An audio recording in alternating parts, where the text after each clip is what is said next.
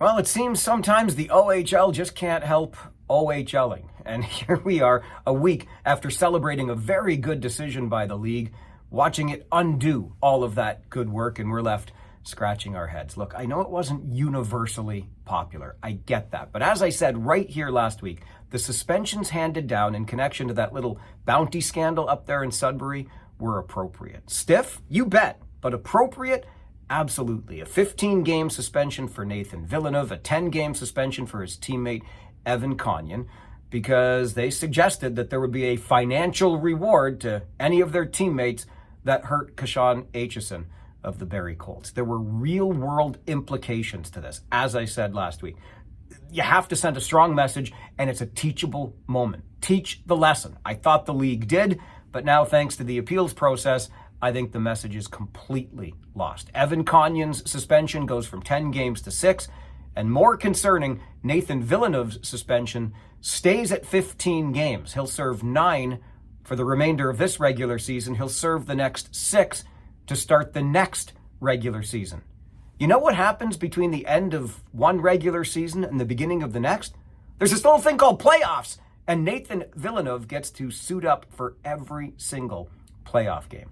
Look, if I'm arguing the appeal, I can understand what might have been said here. Evan Conyon was more an accomplice than the instigator in all of this. And besides, all of this happened in a private group team chat. It was never supposed to be made public.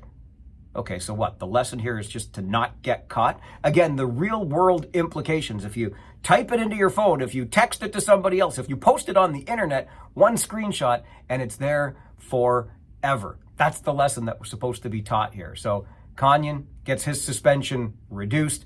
Villeneuve, his 15 games are still in place, but they don't include playoffs. Just ask yourself this question. What if, God forbid, Nathan Villeneuve injures somebody in the playoffs this year?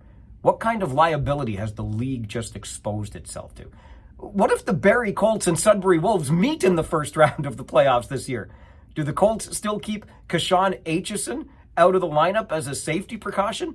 Maybe these players, Conyon and Villeneuve, didn't really compromise player safety with their actions, as the league said a week ago. Maybe they didn't really damage the overall integrity of the game. I'll tell you what damages the integrity of the game: making suspensions that don't include the playoffs. Now, you've got 2 weeks left in the regular season, and I don't know how, for 1 second, the league assesses any suspension that includes playoff games. The precedent has been set. You'll only be suspended for regular season games.